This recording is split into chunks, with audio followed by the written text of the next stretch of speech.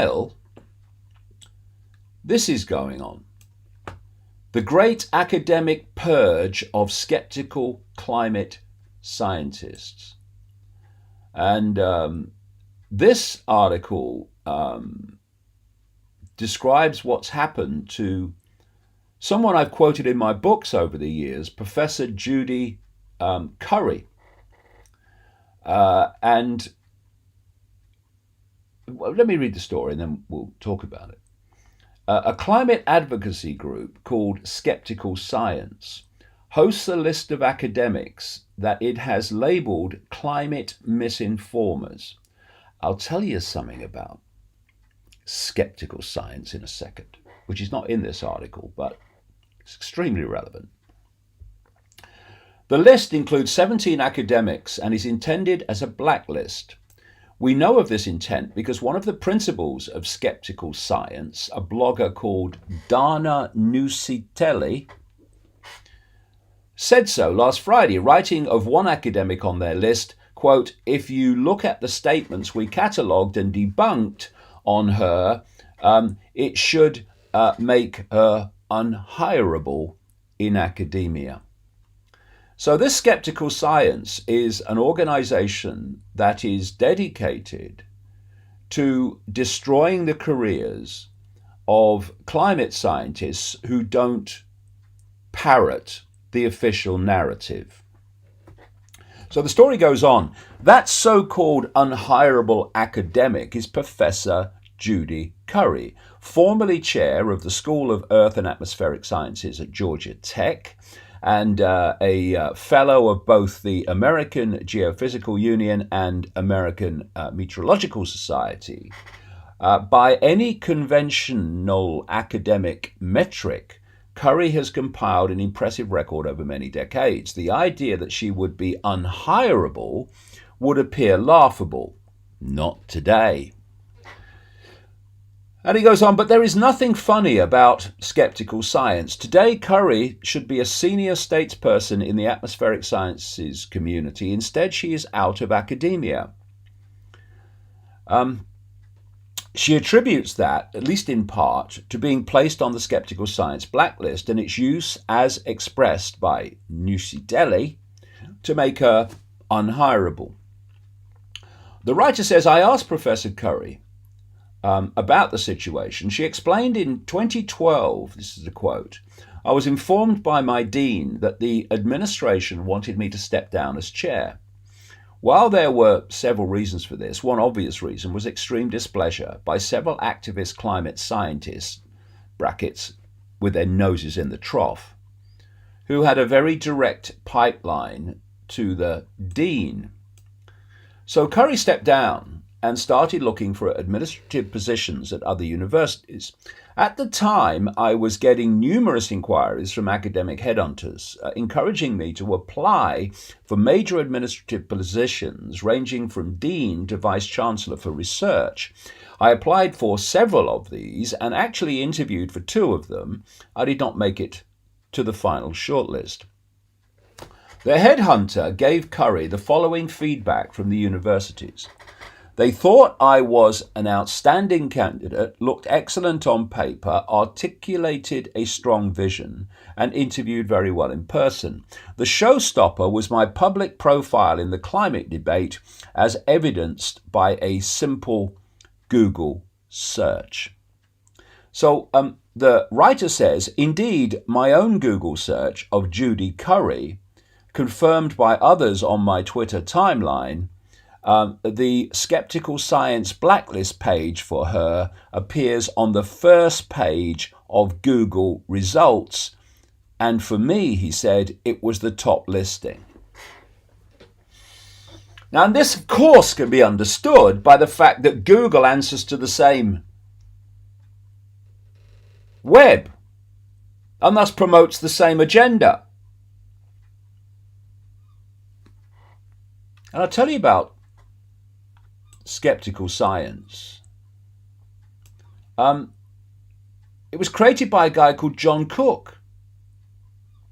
John Cook is overwhelmingly the source constantly quoted of 97% of climate scientists say humans are the main cause of climate change.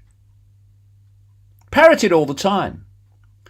And when someone went through the 12,000 papers from which this number was gleaned, they found that around 41, you can also see quotes of 60, papers from the 12,000 actually said that humans are the main cause of climate change.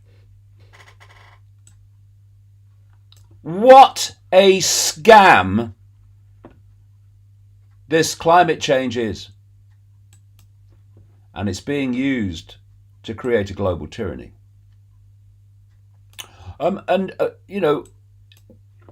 talked in these podcasts about the extraordinary consequences for people in Africa of bringing out from the earth the cobalt needed for the batteries to run electric cars, and the fantastic problem that getting rid of those electric car batteries after something like a 10-year life will have for the environment. But of course, any area of the environment, apart from climate change, the climate change hoax, has just been forgotten by the green movement now. And of course, one of the ascetic, and more than ascetic, because they make such noise for people living near them, consequences of the climate change hoax are wind turbines, which are destroying landscapes and seascapes and creating a technocracy environment instead of what we had before. Beautiful, beautiful places and seascape panoramas being destroyed by wind turbines. And you may have noticed how bloody big they are. In fact, they make some of them, just down the road from me, a place in Newport on the Isle of Wight. You see them sometimes being floated up on barges up the Medina River to go across to the mainland. They're bloody massive. So, what do we do with them when they're finished? When the blades are finished? Because the blades are massive. Oh, we never thought about that. Oh, of course you never thought about that, because it goes against the narrative of what needs to happen. Anyway, so here's the story from this week. Actually, just a few days beyond this week. Green energy. Wind turbines are piling up in landfills and can't be recycled.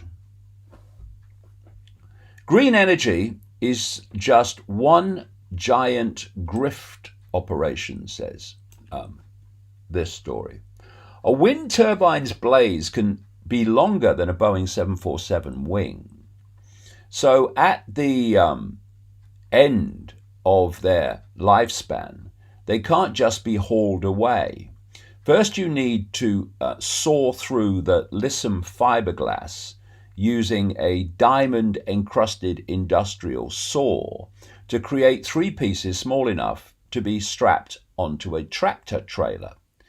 The municipal landfill in Casper, Wyoming, is the final resting place of 870 blades whose days making renewable energy have come to an end. Tens of thousands of aging blades are coming down from steel towers around the world, and most have nowhere to go but landfills. In the US alone, about 8,000 will be removed in each of the next 4 years. Europe, which has been dealing with the problem longer, has about 3,800 coming down every year through at least to 2022.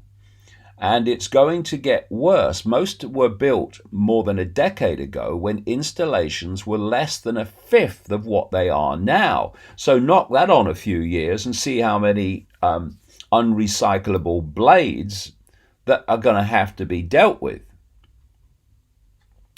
Built to withstand hurricane force winds, the blades can't easily be crushed, recycled, or repurposed.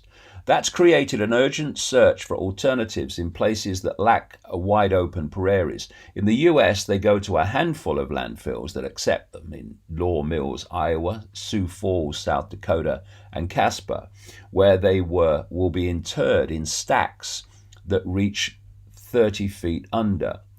The wind turbine blade will be there ultimately forever, said Bob Capadona, Chief Operating Officer for the North American unit of Paris-based company, which is searching for better ways to deal with the massive waste. Most landfills are considered a dry tomb. The damage, the real damage to the environment that's being done by responding to the hoax of environmental damage caused by human-caused climate change is extraordinary. I mentioned, was it last week, the week before, about how the green thing was, oh yes, we must go to diesel cars. And people bought diesel cars thinking I'm doing the right thing, and then they realized diesel cars were killing people who breathed in the fumes from the exhaust with the particulates in them. And then they started discouraging people to buy diesel cars. We're green, we are.